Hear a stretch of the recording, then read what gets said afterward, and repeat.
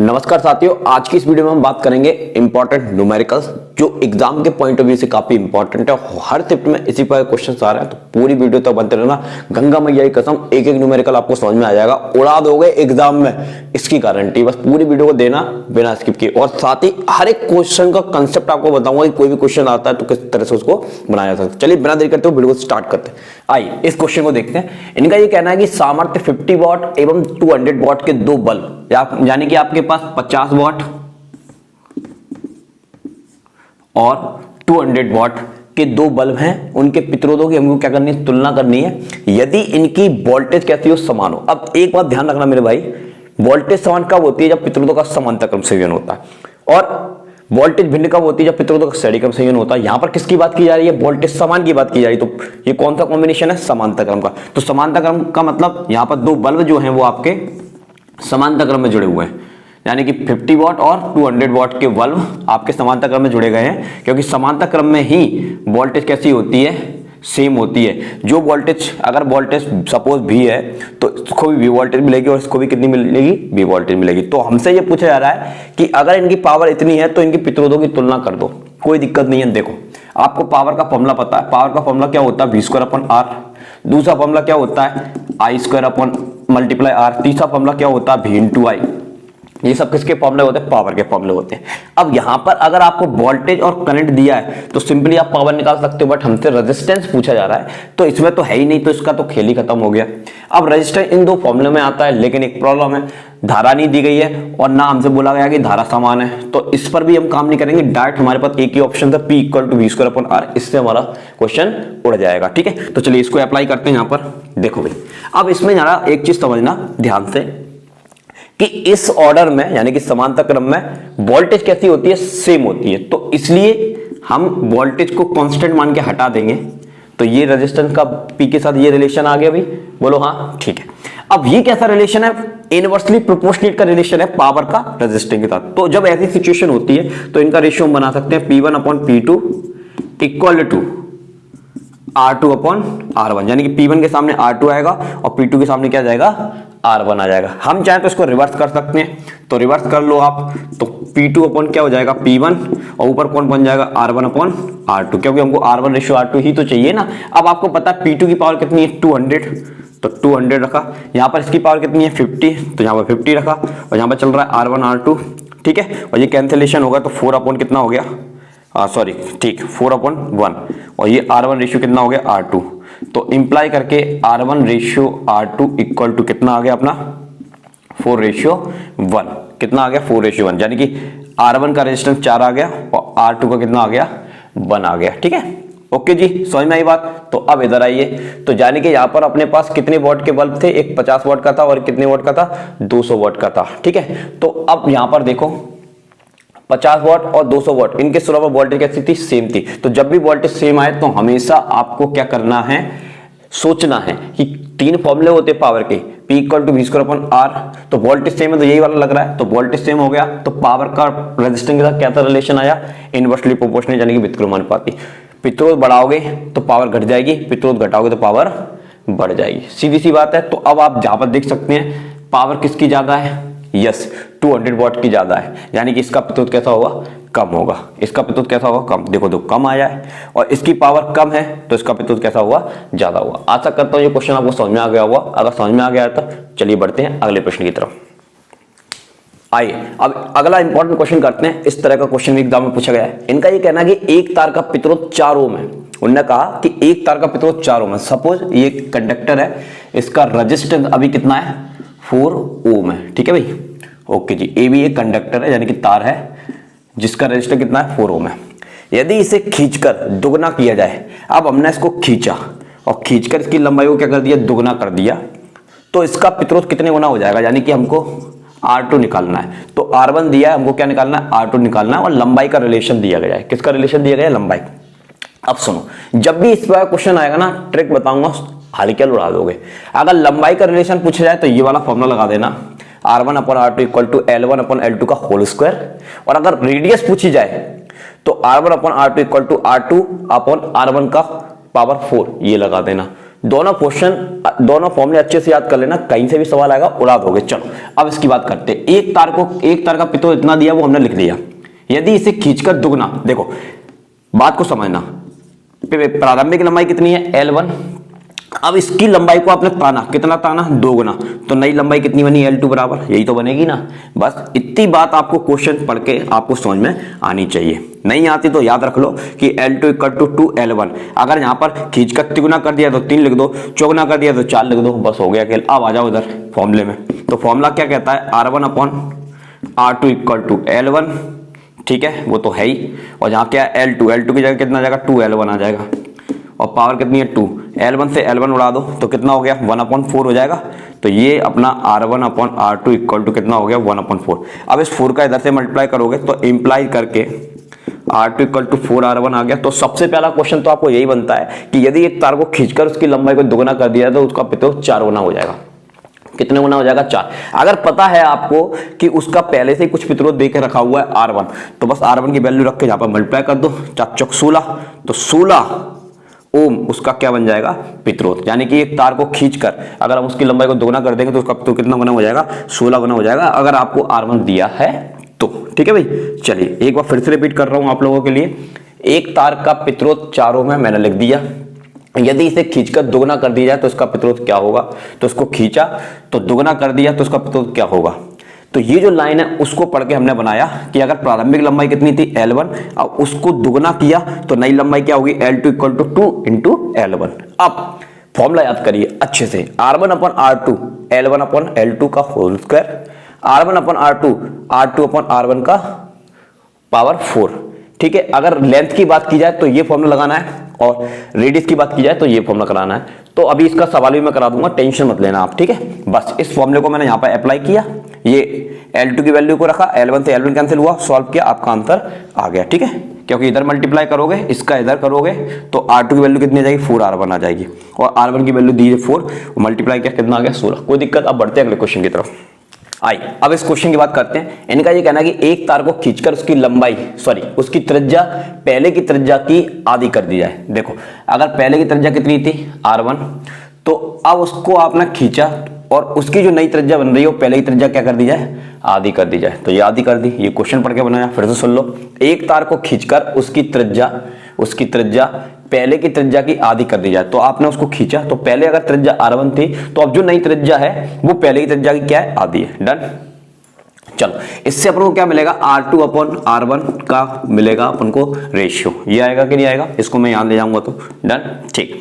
अब आपसे पूछा जा रहा है कि उसका पित्रोद पहले की तुलना में कितनी गुना हो जाएगा। तो अभी आपको 2 फॉर्मूले लिख के दिए थे, लंबाई दी हो तो ये लगाओ और त्रिज्या दी हो तो ये लगाओ। तो इससे काम बन रहा है तो इसको लगाएंगे। तो देखो R1/R2, आइए भाई, R2/R1, ठीक है, का पावर 4। अब देखो R2 तो है, R2 अच्छा पूरा ही दिया हुआ है ना, R2/R1 कितना है, 1/2 की पावर 4। ठीक है, तो ये कितना हो गया, 16 हो गया कि नहीं हो गया।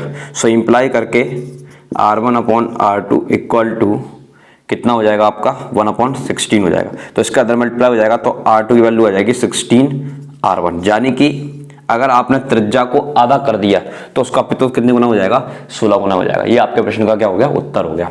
बस आपको ये लाइन बनाना आनी चाहिए कि वो ये कह रहे हैं कि एक तार को खींचकर उसकी त्रिज्या जो है वो पहली त्रिज्या की आधी हो जाती है। तो पहली त्रिज्या R1 है तो नई त्रिज्या पहली त्रिज्या की आधी। बस R1 को इधर ले गया, प्रॉब्लम पुट के आपका आंसर आ गया। कोई दिक्कत। अब बढ़ते हैं अगले क्वेश्चन की तरफ। चलिए अगले इंपॉर्टेंट क्वेश्चन की बात करते हैं, पित्रोदक संबंधित। देखिए इनका ये कहना है कि 15 मीटर लंबे एवं 6 × 10⁻⁷ मीटर स्क्वायर। आपको देखो कुछ भी समझ में नहीं आया तो इकाई देखा करो। मीटर है यानी कि लंबाई दी है, मीटर स्क्वायर है यानी कि क्षेत्रफल दिया है। तो आपको लेंथ पता है कितनी, लेंथ पता है 15 मीटर। कितने मीटर, 15 मीटर। एरिया पता है यानी कि क्षेत्रफल कितना, 6 × 10⁻⁷ मीटर स्क्वायर, क्योंकि मीटर स्क्वायर तो क्षेत्रफल ही होगा ना भाई मेरे। चलिए, अनुप्रस्थ काट वाले तार से उपेक्षणीय धारा प्रवाहित की जाई गई और उसका पित्रोद और उसका रेजिस्टेंस कितना है, 5 ओम है। कितना ओम है, 5 ओम है। तो प्रायोगिक ताप पर तार के पदार्थ की प्रतिरोधकता यानी कि रो हमको निकालना है। बस अब केवल देखो सारी चीजें गिवन है। अगर आपको फॉर्मूला याद है उड़ा दोगे। फॉर्मूला क्या होता है मैंने आपको बताया भी होगा प्रीवियस क्लास में जब मैंने फॉर्मूले एक्सप्लेन किए थे। तो देखो क्या फॉर्मूला होता है, चलो तो रो इक्वल टू होता है R A upon L. R resistance होता है, ए क्षेत्रफल होता है, लंबाई। बस सारी चीजें गिवन है, रखो और सॉल्व कर लो, आंसर आ गया। तो चलो इसी में रख लेते हैं। आर कितना है अपने पास 5, तो ये 5 रखा। क्षेत्रफल कितना है 6 गुणा 10 की घात -7। ठीक है, इसका कठिन वाला क्वेश्चन भी अभी मैं आपको कराऊंगा, इस तरह का एग्जाम में आया था 15। ठीक है, तो देखो ये 3 बार में चला गया और 3 से ये 2 बार में चला गया, तो रो का मान आ गया 2 गुणा 10 की घात -7। और रो की इकाई बहुत इंपॉर्टेंट है, अच्छे से याद कर लेना, ohm into metre. This is our answer. कोई दिक्कत? केवल क्वेश्चन को पढ़ के लंबाई दी थी लंबाई लिख ली, क्षेत्रफल दिया था क्षेत्रफल लिख दिया, पित्रोल दिया था पित्रोल लिख दिया, रो निकालना था, रो का फॉर्मूला याद कर लो मेरे भाई, R A upon L. R की वैल्यू दी है ये लिखा, ए की वैल्यू दी है ये लिखा, एल की वैल्यू रखा, कैंसिलेशन किया, आंसर आ गया। और इकाई याद रखना ओम इंटू मीटर। क्लियर है भाई? चलिए अब अगले क्वेश्चन की तरफ बढ़ते हैं। आइए इस क्वेश्चन की बात करते हैं। इस क्वेश्चन में एक लॉजिक है, ध्यान समझ लेना, काफी इंपॉर्टेंट क्वेश्चन है। देखो, नाइक्रोम का विशिष्ट प्रतिरोध, नाइक्रोम का विशिष्ट प्रतिरोध और प्रतिरोधकता बात एक ही होती है, वो हमको की दी गई है। रो बराबर दिया गया है 100 माइक्रो ओम सेंटीमीटर। इतना बड़ा यूनिट दिया हुआ है क्योंकि आपको पता है इसका यूनिट क्या होता है, ओम इंटू मीटर होता है। ठीक है, चलिए तो सबसे पहला काम यह है कि एक चीज याद कर लो मेरे भाई कि 1 माइक्रोमीटर किसके बराबर होता है, या सॉरी 1 माइक्रो ओम किसके बराबर होता है, 10 की घात -6 ओम के बराबर होता है। 1 माइक्रो ओम किसके बराबर होता है, 10 की घात -6। तो सबसे पहले तो इसको काय में कन्वर्ट कर लो, ओम में कन्वर्ट कर लो। तो ये 100 तो है ही अपने पास, और 10 की घात -6 हो गया ये, तो ये काय में कन्वर्ट हो गया, ओम में। और सेंटीमीटर तो अपना लिखा रहेगा, तो इसकी यूनिट हो गई आपकी ओम इंटू सेंटीमीटर। ठीक है भाई, क्योंकि यूनिट का खेल रहता है यहाँ पर। अब अगली चीज सुनो, यहाँ पर आपको दिया गया है 0.2 मिलीमीटर व्यास वाले तार से, 0.2 मिलीमीटर व्यास वाले तार थे। तो देखो अब आपको क्या दिया गया है, व्यास, यानी कि डी कितना 0.2 मिलीमीटर। और आपको पता है व्यास जो होती है ना, व्यास का आधा त्रिज्या होती है, तो आप क्या निकाल सकते हैं, 0.1 मिलीमीटर की त्रिज्या निकाल सकते हैं। क्यों निकालने के लिए बोल रहा हूं, अभी आपको बात समझ में आएगी। अच्छा, पहले तो मिलीमीटर दिया हुआ है, अब आपको यह भी पता होना चाहिए कि 1 सेंटीमीटर में 10 मिलीमीटर होते हैं। ठीक है, तो 1 मिलीमीटर में कितने होंगे, 1/10। तो इसको सेंटीमीटर में कन्वर्ट करेंगे, क्योंकि देखो ये सेंटीमीटर में है, तो इसको सेंटीमीटर में कन्वर्ट करेंगे तो अपना आ जाएगा 0.01 सेंटीमीटर, यानी कि 10 का डिवाइड कर दोगे तो आपका ये आ जाएगा। ठीक है, तो ये आर हो गया, ये व्यास दिया था, अब उसको काय में कन्वर्ट कर लिया, आर में। और ये आपको प्रतिरोधकता या विशिष्ट प्रतिरोध दिया था, ये हमारा आ गया। ठीक है, अब आगे इन्होंने कहा है कि 20 ओम की कुंडली, अब एक 20 ओम की कुंडली है, यानी कि आर दिया हुआ है कितना, जिसका प्रतिरोध कितना 20 ओम। हमसे पूछा जा रहा है कि ये तार कितना लंबा है, तो बता देंगे भाई इतनी लंबाई, कोई दिक्कत वाली बात नहीं है। देखो अब सारी चीज हमको पता है, डायरेक्ट हमको फॉर्मूला लगाना है, रो इक्वल टू क्या होता है, आर ए अपॉन एल। लेकिन यहाँ पर ए नहीं पता तो कोई दिक्कत वाली बात नहीं है, ए नहीं पता तो कौन सी बड़ी बात है, ए का फॉर्मूला हमको पता है ना, तार का क्षेत्रफल पाई आर स्क्वायर। तार का क्षेत्रफल क्या होता है, पाई आर स्क्वायर होता है, एल होता है, और ये रो होता है। एल निकालना है तो एल यहाँ ले जाओ, रो को नीचे फेंक दो, तो आर पाई, अच्छा मैंने कुछ गलती तो नहीं की, यही होना फॉर्मूला, तो एल इधर जाएगा तो रो कहाँ आएगा, नीचे आएगा। वेरी गुड, यही आएगा। ठीक है, ओके जी, चलो बस इसमें वैल्यू रखिए, उसको सॉल्व कर लीजिए। देखो आर की वैल्यू कितनी दी गई है हमको, आर की वैल्यू अपने पास है 20, तो देखो मैंने ये 20 रख दिया। ठीक है भाई, पाई की वैल्यू आपको पता ही है कितनी होती है, 3.14 होती है। डन। अब देखो आर की वैल्यू कितनी है, यहाँ पर देखो आर की वैल्यू 0.01 है। देखो 0.01 है ना, इसको आप इस तरह से लिख सकते हो, देखो पॉइंट हटाओगे 2 जीरो आ जाएगी कि नहीं आ जाएगी, तो यानी कि 1/10⁻², 1/10⁻² कितना हो गया, 2, ये हो गया ना। इसको अपन ऊपर ले जाएंगे, 10 की घात कितना हो जाएगा, -2 हो जाएगा। तो मैं उसको 10 की घात -2 लेकर चलता हूँ, तो 10 की घात -2 लेकर चलूंगा, इस पर पावर कितनी है, 2 है, तो 10 की घात कितना हो गया, 4। ठीक है मेरे भाई, अब रो कितना है, रो ये है, देखो यहाँ पर 100 है और यहाँ पर 10 की घात -6 है, तो यहाँ पर से 2 जीरो कम कर दो तो 10 की घात कितना हो जाएगा, ये 4 हो जाएगा। तो उससे क्या होगा, ये डायरेक्टली कैंसिल हो जाएंगे, बस आपको इसका मल्टीप्लाई करना होगा, आपका आंसर आ जाएगा। तो 20 × 314, देखो पॉइंट हटाओगे 2 जीरो आ जाएंगे, 1 जीरो से 1 जीरो कैंसिल हो जाएगी, 2 का मल्टीप्लाई इसमें कर दो, तो देखो कितना हो गया, 8 हो गया, 2 का इधर करेंगे 2 हो गया, 6 हो गया, डिवाइड बाय 10, तो आपका आ गया 62.8। और ये लंबाई है तो लंबाई की यूनिट क्या होगी, सेंटीमीटर। एक बार फिर से आपको रिपीट कर देता हूँ, नाइक्रोम का विशिष्ट प्रतिरोध आपको दिया था इतना, रो बराबर 100 ओम 100 माइक्रो ओम सेंटीमीटर। ठीक है, तो सबसे पहला काम क्या है कि 1 माइक्रो ओम किसके बराबर होता है, 10 की घात माइनस 6 ओम के बराबर होता है। तो आपने क्या किया, माइक्रो ओम की जगह ओम कर लिया, 10 की घात माइनस 6 का गुणा कर लिया। ठीक है भाई, चलिए अब इसको अगर आप सॉल्व करेंगे, वो अभी अब मैं सॉल्व कर लूंगा आगे जाके।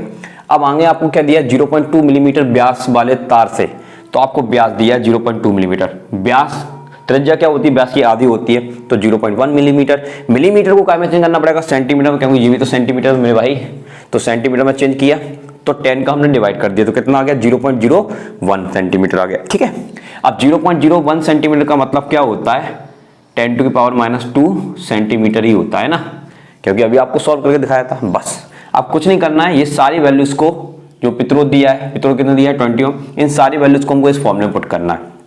फॉर्मूला क्या होता है, rho equal to R A upon L होता है, लेकिन ए ने दिया तो ए का फॉर्मूला क्या होता है, पाई आर स्क्वायर होता है। तो देखिए आर की वैल्यू कितनी है, ये देखो ये तो चेंज हो गया। अब हमने क्या करना, एल निकालना है, तो एल को इधर ले गए, रो को इधर ले आएंगे, तो ये फॉर्मूला बना। अब आर की वैल्यू 20 है, पाई की वैल्यू 3.14 है, और आर की वैल्यू कितनी है 10 टू पावर -2, और पावर 2 लगी तो 10 टू पावर -4 हो गया। रो की वैल्यू कितनी है 100 गुणा 10 की घात -6, तो इसमें से 2 जीरो कम कर दोगे तो 10 की घात -4। ऐसा क्यों किया, ताकि डायरेक्ट कैंसिल हो रहा है, नहीं तो करना था, आपका आंसर आ गया, कोई दिक्कत। तो इस तरह का एक डिफिकल्ट क्वेश्चन पूछा गया था, तो इसमें कोई डिफिकल्टी नहीं थी, बस थोड़ा सा यहाँ पर यूनिट का चेंज अपन को देखना था, कोई दिक्कत। अब बढ़ते हैं अगले तरह के क्वेश्चन की तरफ। अब 6वें नंबर के प्रश्न को देखते हैं। इस तरह का क्वेश्चन कई चैप्टर में पूछा गया।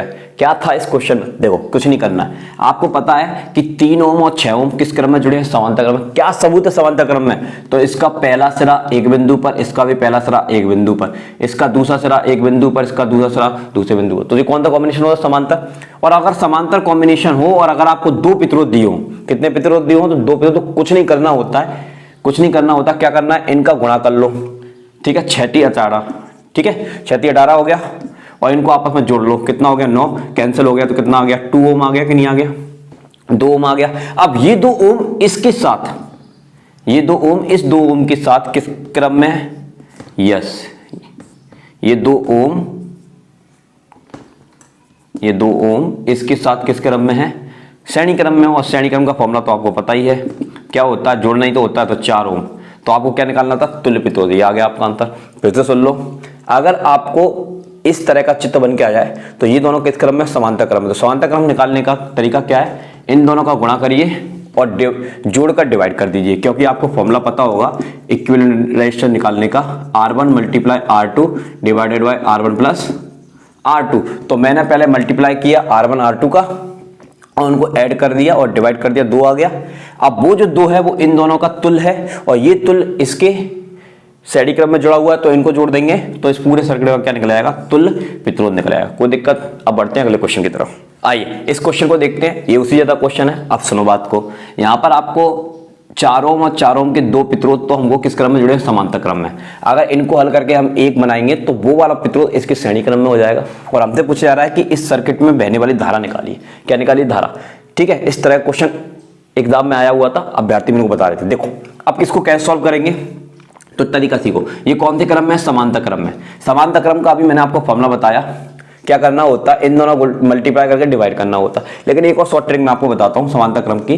तो समांतर क्रम में अपन को R/n करना है, क्या करना है, R/n। ये कब करना है, जब दोनों प्रतिरोध कैसे हो, समान हो। अगर दोनों प्रतिरोध समान हो तो एक बार प्रतिरोध लिखो, और कितने प्रतिरोध है, 2 प्रतिरोध है तो 2 लिखो। ये कैंसिल हो गया, कितना आ गया 2, तो ये तो आ गया 2, ठीक है भाई 2 आ गया, कोई दिक्कत। अब ये 2 और ये 3, ये वाला 2 ओम और ये वाला 3 ओम किस क्रम में जुड़े हैं भाई, श्रेणी क्रम में। श्रेणी क्रम में तो जुड़ जाते हैं, तो ये कितना हो गया 5 ओम हो गया कि नहीं हो गया, 5 ओम हो गया, ओके नहीं हो गया। तो ये हमारा क्या आ गया, तुल्य प्रतिरोध आ गया इस सर्किट का। अब हम धारा निकाल सकते हैं। धारा का सूत्र क्या होता है, आपको पता है, वोल्टेज अपॉन तुल्य प्रतिरोध। क्या होता है, तुल्य प्रतिरोध, इसलिए तुल्य प्रतिरोध निकालना पड़ता है, ठीक है। अब वोल्टेज कितना दिया 10, तो ये 10 लिखा।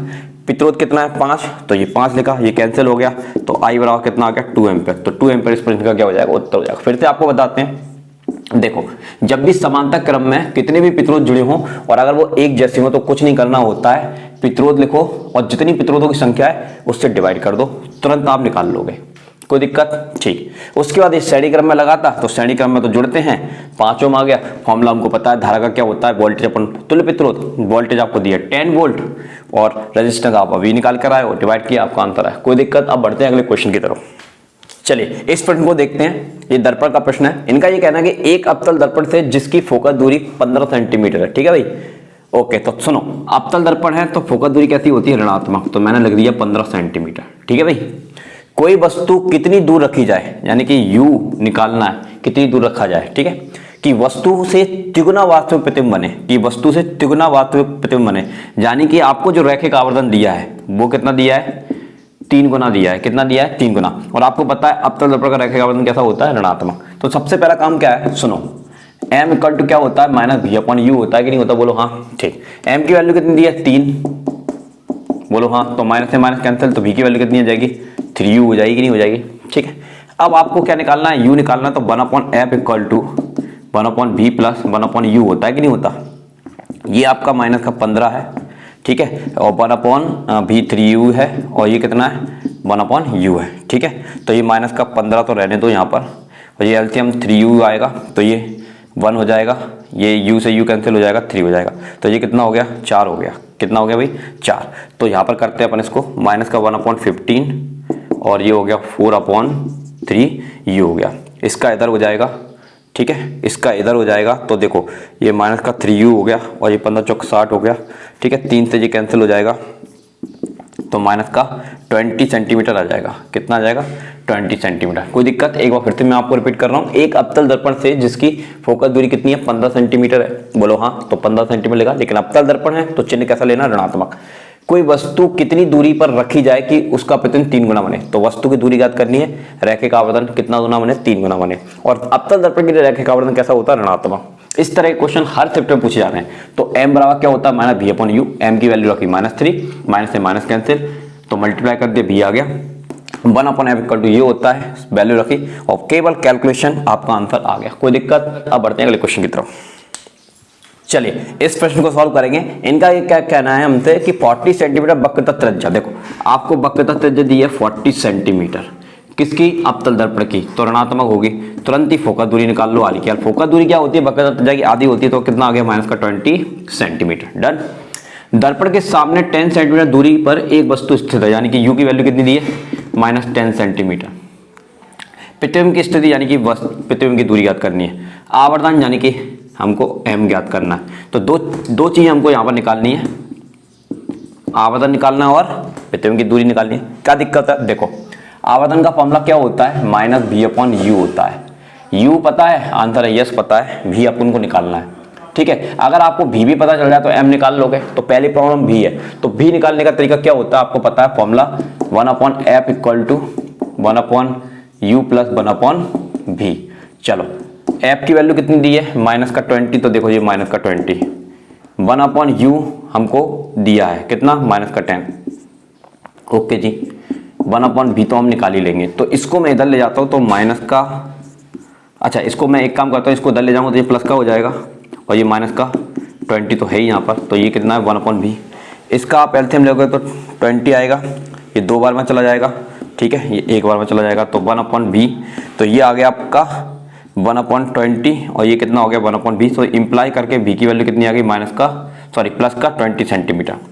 तो ये तो पहला आंसर निकल आया, जो कि आपसे पूछा जा रहा था, क्या, प्रतिबिंब की दूरी। अब इसमें कौन सी बड़ी बात है, m ही तो निकालना है। तो देखो m निकालने का सूत्र तो वो लिखा है, -v अपॉन u, बस वैल्यू को रखो, देखो -v की वैल्यू कितनी है, -20 है, और u की वैल्यू -10 है, तो माइनस से माइनस कैंसिल, ये आ गया आपका 2, तो रैखिक आवर्धन कितना आ गया, 2 आ गया, ठीक है। एक बार फिर से रिपीट कर देता हूँ, 40 सेंटीमीटर वक्रता त्रिज्या वाले अवतल दर्पण के सामने 40 सेंटीमीटर वक्रता त्रिज्या दी है, वक्रता त्रिज्या दी है, तुरंत फोकस दूरी निकाल लो। वक्रता त्रिज्या दी है तो फोकस दूरी निकाल लो। कौन सा दर्पण है, अवतल, तो चिन्ह कैसे लेने, सारे ऋणात्मक, ठीक है भाई। और वस्तु की दूरी कितनी दी है, 10 सेंटीमीटर, 10 रख दिया, ठीक है। अब भी हमको निकालना है, हमको पता है अवतल दर्पण में सभी दूरियां कैसी होती हैं, ऋणात्मक होती हैं। तो हमको यहाँ पर बिगर चिन्ह ऋणात्मक नहीं लेना, वो अल्टीमेटली अपना चिन्ह लेके आएगा कि उसका प्रतिबिंब वास्तविक बनेगा या आभासी बनेगा, ठीक है ना। क्योंकि अवतल दर्पण की एक 6वें नंबर की कंडीशन होती है कि जब वस्तु ध्रुव और फोकस के बीच रखी हो तो उसका प्रतिबिंब क्या बनता है, आभासी बनता है, दर्पण के पीछे बनता है। तो आप देख सकते हैं जो पॉजिटिव आया है तो कैसा बना है, आभासी बना है, और रैखिक आवर्तन भी कैसा आया है, पॉजिटिव आया, तो यानी कैसा बना हुआ प्रतिबिंब, आभासी। कोई दिक्कत। अब बढ़ते हैं अगले क्वेश्चन की तरफ। आइए इस क्वेश्चन को उड़ाते हैं। इनका ये कहना है कि एक उत्तल दर्पण की वक्रता त्रिज्या, उत्तल दर्पण है तो आपको पता है दूरियां कैसी लेनी है, धनात्मक। उत्तल दर्पण की वक्रता त्रिज्या दी गई है कितनी, 30 सेंटीमीटर, ठीक है। तो फोकस दूरी तुरंत ही निकाल लिया करो, कितनी होगी, 15 सेंटीमीटर। कितनी होगी, 15 सेंटीमीटर। उससे 10 सेंटीमीटर की दूरी पर, उससे 10 सेंटीमीटर की दूरी पर 5 सेंटीमीटर ऊंचाई की एक वस्तु रखी है, यानी कि यू का मान कितना दिया है, 10 सेंटीमीटर। तो याद रखना उत्तल दर्पण में वस्तु की दूरी कैसी होती है, ऋणात्मक होती है।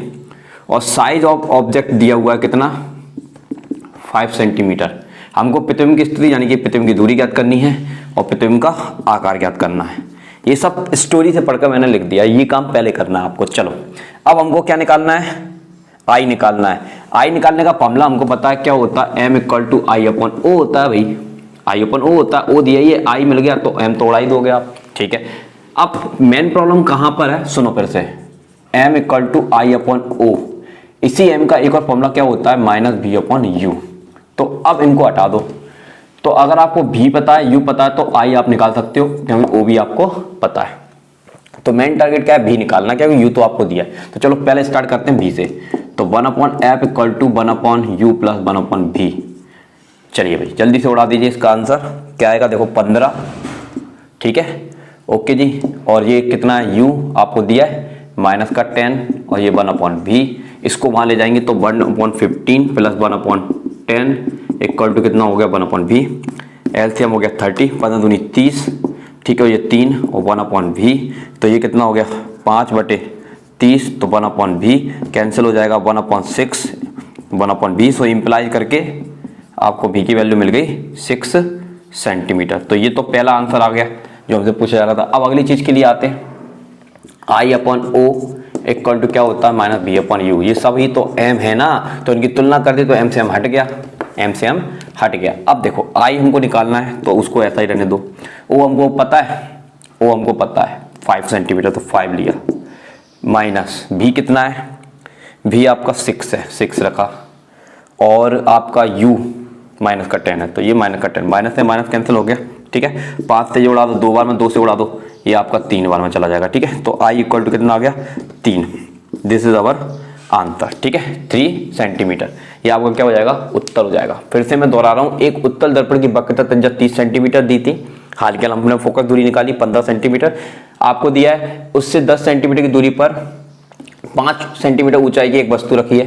तो वस्तु 10 सेंटीमीटर की दूरी पर है, उत्तल दर्पण, वस्तु की दूरी ऋणात्मक होती है, बोलो हाँ, ऋणात्मक रखा, और 5 सेंटीमीटर उसकी ऊंचाई है, ठीक है, हाइट ऑफ ऑब्जेक्ट। तो हमको v निकालना है और साइज ऑफ इमेज निकालना है। तो सबसे पहले हमने v निकाल लिया इस फॉर्मूले से, और हमको रैखिक आवर्तन का सूत्र पता होता है m = I/O या फिर -V/U। सो m को हटाइए, इन दोनों को एक साथ रखकर हमने वैल्यू रखी, आपका आंसर आ गया। कोई दिक्कत। अब बढ़ते हैं अगले क्वेश्चन की तरफ। आइए इस क्वेश्चन की बात करते हैं। इनका ये कहना है कि वायु में प्रकाश की चाल, देखो ये आपके पास वायु और गिलास, ठीक है। वायु में प्रकाश की चाल, जो वायु से ये प्रकाश की जो किरण आ रही है ऐसे, इसमें वायु में प्रकाश की चाल कितनी है, आपको दिया है c की वैल्यू कितनी, 3 × 10⁸ मीटर/सेकंड, डन। और गिलास का अपवर्तनांक यानी कि वायु के सापेक्ष गिलास का अपवर्तनांक कितना दिया, 1.5 दिया है, ओके जी। अब ये किरण जो है वो वायु से काय में प्रवेश कर रही क्लास में, तो विरल से सघन में जाएगी तो अभिलंब की ओर झुक जाएगी। तो झुकने के बाद ये आई तो c स्पीड से थी, लेकिन झुकने के बाद मुड़ गई, तो मुड़ने के बाद ये कितनी स्पीड से जाएगी वो हमको निकालनी है, कितनी स्पीड से जाएगी हमको निकालनी है। चलिए, तो हमको प्रकाश की चाल याद करनी है कांच में, तो कोई दिक्कत नहीं है, आपको म्यू दिया है कितना, 1.5, ठीक है, और आपको भी निकालना है। तो कल ही मैंने आपको फॉर्मूला बताया था, जिन्होंने वो वीडियो नहीं देखी है वो जल्दी से जाकर देख लेना, ठीक है, कल ही मैंने आपको वीडियो में बताया हुआ था। तो देखो अपवर्तनांक का सूत्र क्या होता है, c/v होता है कि नहीं होता। हमको v निकालना है तो v को यहाँ ले जाइए और म्यू को यहाँ ले आइए, ठीक है। c की वैल्यू कितनी है, 3 × 10⁸, म्यू की वैल्यू कितनी है, 1.5, ठीक है भाई, 1.5। तो पॉइंट हटा देंगे तो यहाँ पर एक 0 बढ़ जाएगा, तो मैं यहाँ लिख लेता हूँ 30 हो जाएगा, और 15 दूनी कितना होता है 30, तो यानी कि आपका चाल आ गया 2 × 10⁸ मीटर/सेकंड। तो कांच में इसकी चाल कितनी हो जाएगी, 2 × 10⁸ मीटर/सेकंड। फिर से सुन लो, वायु में प्रकाश की चाल सी इतनी दी थी, अपवर्तनांक इतना दिया था, भी निकालना था। डायरेक्ट फॉर्मूला है mu equal to C upon भी इधर ले गए, म्यू इधर लेकर आया, कैंसिलेशन किया, आपका आंसर है, कोई दिक्कत। अब बढ़ते हैं अगले क्वेश्चन की तरफ। आइए इस क्वेश्चन की बात करते हैं। इनका ये कहना है कि 200 मीटर मोटी कांच की पट्टिका, देखो ये आपके पास कांच की पट्टिका दी गई है 200 मीटर, इसकी मोटाई कितनी है 200 मीटर, ठीक है भाई। अब इनका ये कहना है कि इस पर प्रकाश की किरण लंबवत आपतित होती है, ये प्रकाश की किरण लंबवत आपतित होती है। आपको पता है ये एयर है और ये गिलास है, ठीक है। एयर में चलना फास्ट यानी कि प्रकाश की चाल से आएगा, ये 3 × 10⁸ मीटर पर सेकंड की चाल से आएगा, ठीक है। और जब ये कांच में इंटर करेगा, और अपन को पता है कांच का आवर्तन कितना होता है 1.5 होता है, 1.5 होता है कांच का आवर्तन, मैंने कल लिखाया भी था। तो अगर आप कांच में प्रकाश की चाल निकालोगे तो वो कितनी आएगी, v इक्वल टू अभी निकाली थी 2 × 10⁸ मीटर पर सेकेंड आएगी। तो आपसे ये पूछा जा रहा है कि जब ये इस पट्टिका को क्रॉस करेगा तो इसको कितना टाइम लग जाएगा। तो टाइम का फॉर्मूला नहीं पता आपको, तो टाइम का फॉर्मूला क्या होता है, डिस्टेंस अपॉन स्पीड। किस में टाइम निकालना है, पट्टी में निकालना है, तो पट्टी में चाल तो भी है, और पट्टी की मोटाई कितनी है 200, तो 200 बटे 2 × 10⁸ कर दो, तो ये 2 से ये कैंसिल हो जाएगा 100 बार में, ठीक है। और 10 की घात ऊपर जाएगा तो 8 हो जाएगा, माइनस का हो जाएगा, ठीक है। तो 8 में ये अपना 10 की घात 2 हो गया, ये 10 की घात कितना हो गया 8 हो गया, तो t की पावर कितना आ गया 10 की घात -6 आ गया, कितना आ गया 6 सेकेंड। तो ये आपके प्रश्न का क्या हो गया, उत्तर हो गया। फिर से आपको दोहराते हैं, 200 मीटर मोटी कांच की पट्टिका है, ये है पट्टिका, ठीक है। और कांच शब्द आ जाए तो कांच का आवर्तन रट लो 1.5 होता है, और आपको डिस्टेंस दिया हुआ है कितना मोटा है, ठीक है। प्रकाश को लंबवत गुजारा है, अगर प्रकाश लंबवत भी आ रहा है तो ये मुड़ेगा तो नहीं, ये तो बस पक्की है, लेकिन कांच में जाने पर इसकी चाल तो कम हो जाएगी ना। तो अगर 3 × 10⁸ से आ रहा है तो अब कांच में कितनी स्पीड से चलेगा 2 × 10⁸। तो इतनी स्पीड से ये कांच की पट्टी को कितने टाइम में पार करेगा वो हमको निकालना है। टाइम का फॉर्मूला आपको पता है क्या होता है, डिस्टेंस अपॉन स्पीड। कौन सी स्पीड, कांच की स्पीड, रख दो, आंसर ले आओ, कोई दिक्कत। अब बढ़ते हैं अगले क्वेश्चन की तरफ। अब इस क्वेश्चन को आपने ध्यान सुनना कैसे करना है।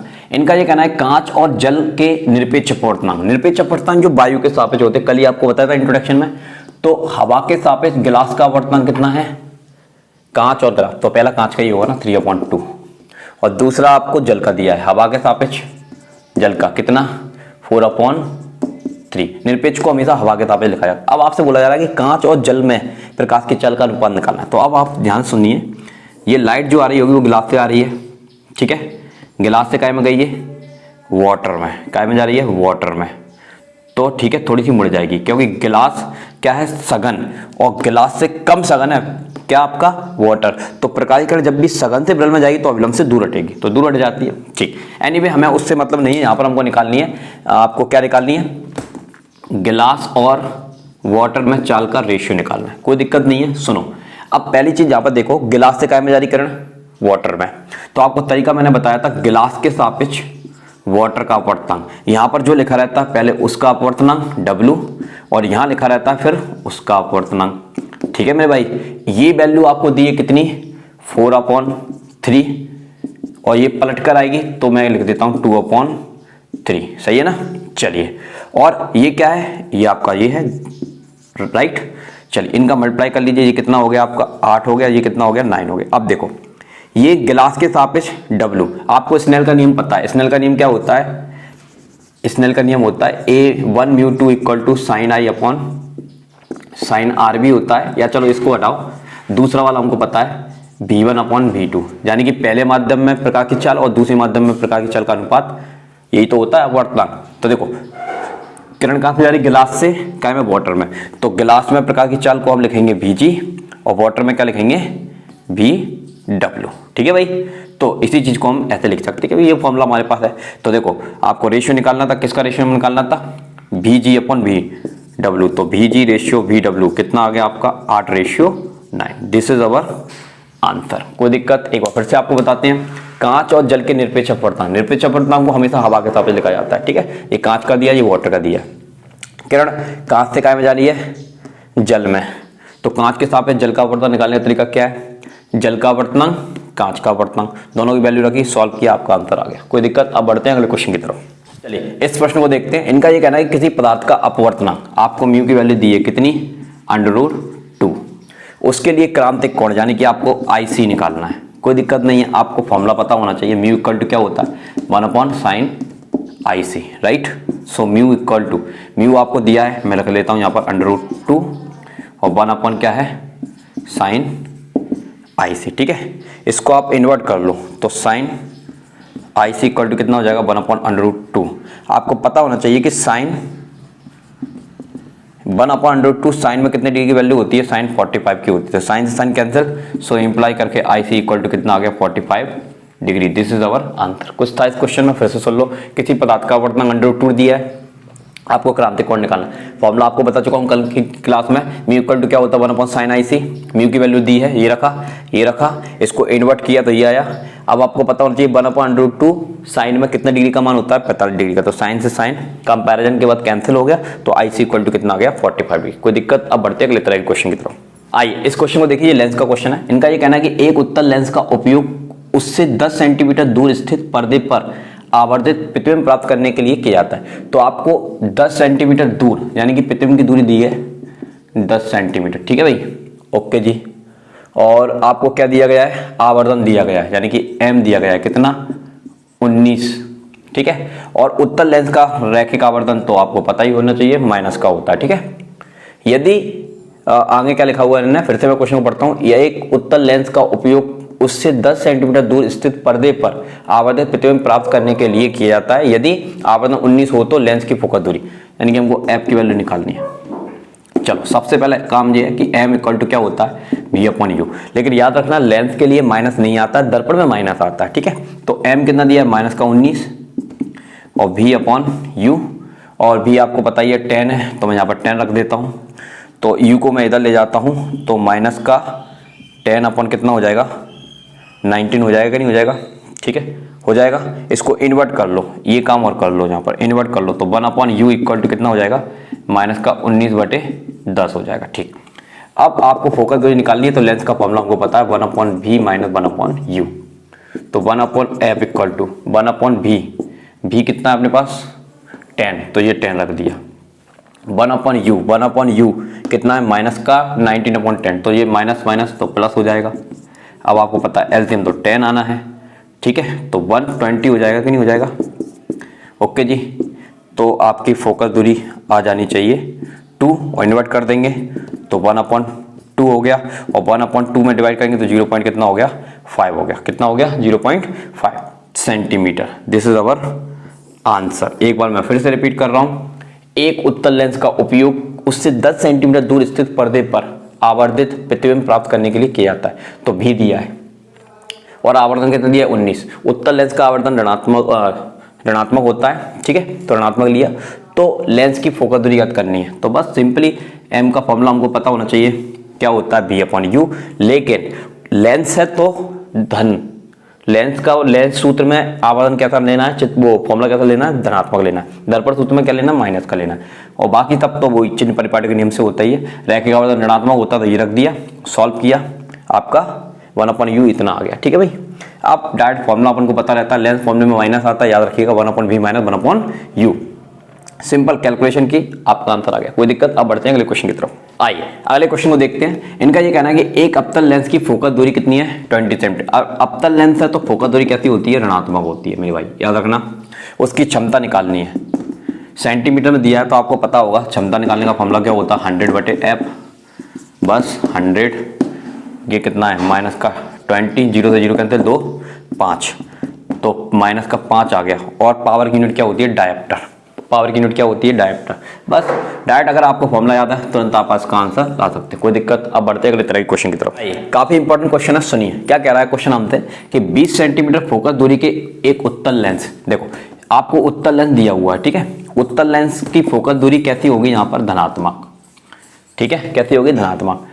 और दूसरा क्या दिया है इन्होंने कि 25 सेंटीमीटर फोकस दूरी के अवतल लेंस यानी कि f2, ये कैसा होगा ऋणात्मक। तो याद रखना लेंस के फॉर्मूले में उत्तल की फोकस दूरी धनात्मक होती है, अवतल कैसी होती है ऋणात्मक होती है, ठीक है भाई।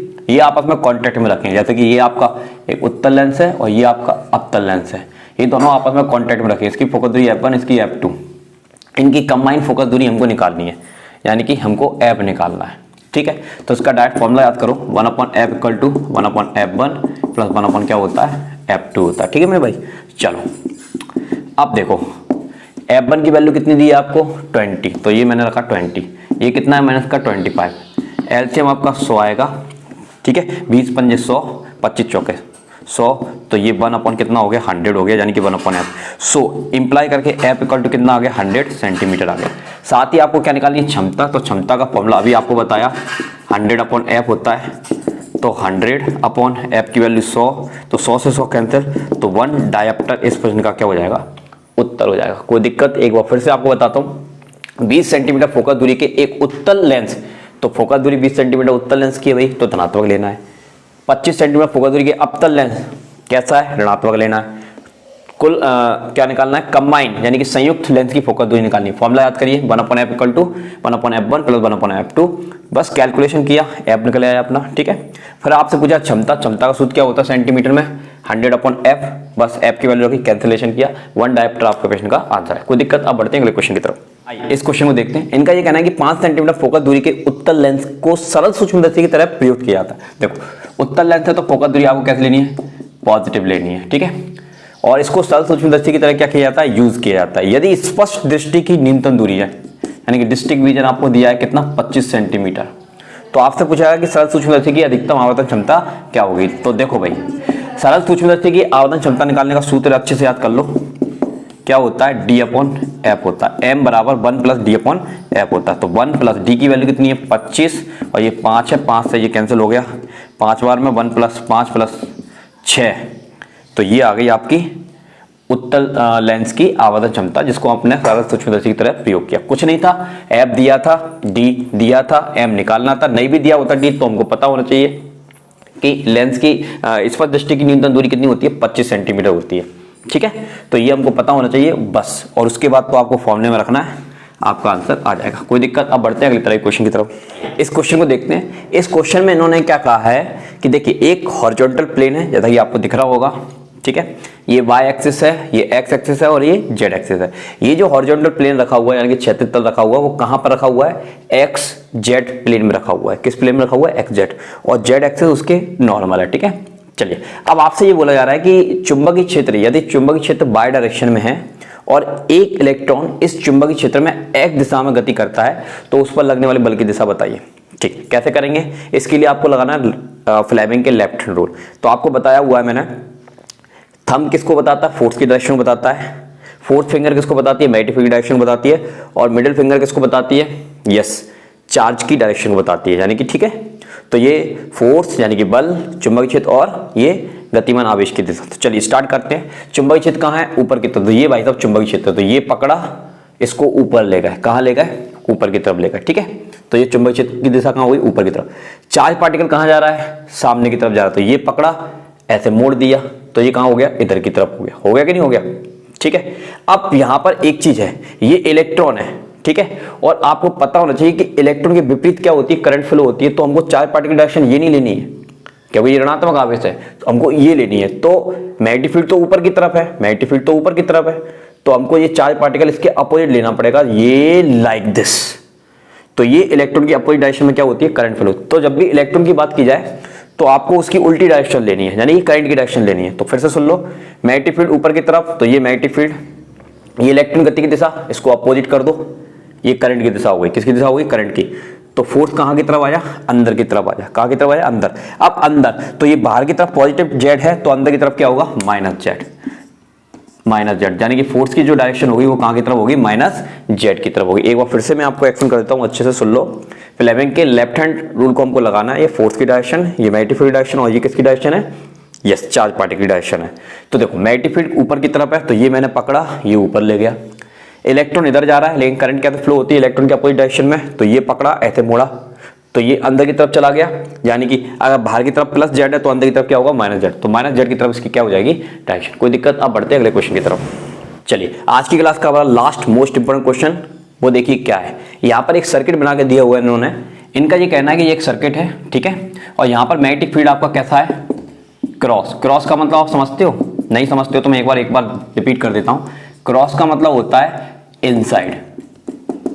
कौन इनसाइड, यानी कि चुंबकीय क्षेत्र। चुंबकीय क्षेत्र को लिखते हैं बी से, ठीक है ना, ओके जी, तो चुंबकीय क्षेत्र कहाँ की तरफ है, इनसाइड है, तो क्रॉस मतलब इनसाइड। और अगर डॉट आ गया, क्या आ गया, डॉट, इसका मतलब होता है आउटसाइड। कौन आउटसाइड, यानी कि चुंबकीय क्षेत्र कहाँ होगा, आउटसाइड। ठीक है, सुनो क्वेश्चन में हमसे ये कहा जा रहा है कि ये एक इलेक्ट्रिकल सर्किट है, ठीक है, और इस इलेक्ट्रिकल सर्किट को चुंबकीय क्षेत्र में रखा गया और वो चुंबकीय क्षेत्र कैसा है, लंबवत है।